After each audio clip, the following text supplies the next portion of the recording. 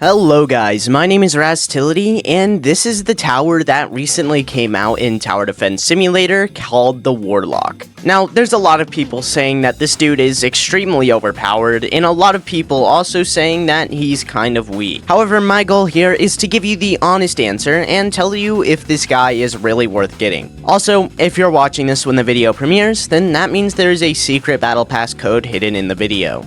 Good luck trying to find it and claim it. Now, first of all, Warlock is a late-game DPS tower that can swap between melee and ranged attacks. It costs 4,200 a place and 72,000 a max, and has a placement limit of 4. Overall, he's really powerful, having 427.63 DPS when he's using his ranged attack, and because his DPS on his melee attack is AoE, his DPS varies there. At minimum, the DPS on the melee path is 558.63, and he can have up to 846.24 DPS from hitting enemies with his AoE. He also has extremely high range in both his ranged and melee attacks, having 26 range and 9 range respectively. Now, overall, it does just look like something such as Accelerator is a much better option when you look at the attack stats, but you gotta think more than that. Warlock only costs 288,000 in total with all 4 Warlocks placed down at max, which is super cheap for a DPS tower. In comparison,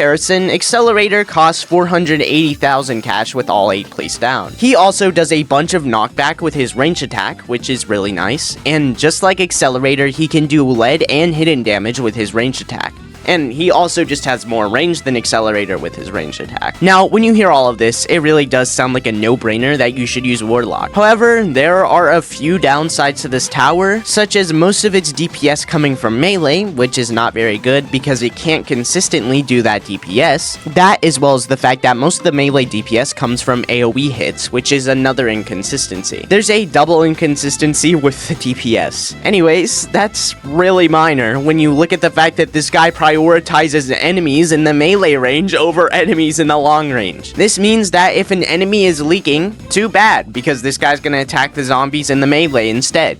If it's the final wave and you need to be attacking the boss, well, too bad then, because you're gonna be attacking the weaker enemies over the boss. Now, that doesn't sound too bad, but if you think about it, that's basically restricting Warlock from being used inside of most modes without it completely relying on another tower to help you do damage to passing enemies who might leak. Here's the thing, most DPS towers like Accelerator, Pursuit, and Turret don't have to worry about that stuff, because they always attack the first enemy, while Warlock prioritizes attacking enemies in close range. Accelerator, Pursuit, and Turret can just completely shred the enemies, and you won't have to worry about potential leaks at all. So, there's no doubt about it, Warlock's DPS is good. But what's the point?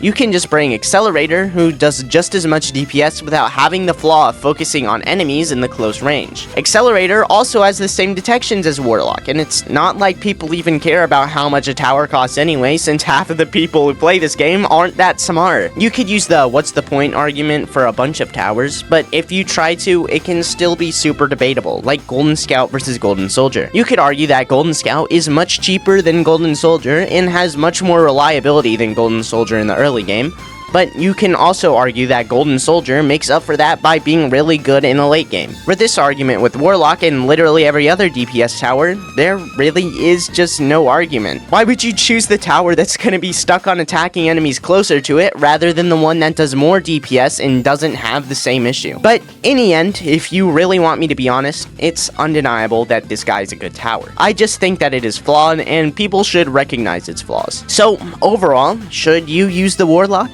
Well, maybe. I think it depends. Without a doubt, this guy is a sub DPS because of his melee flaws.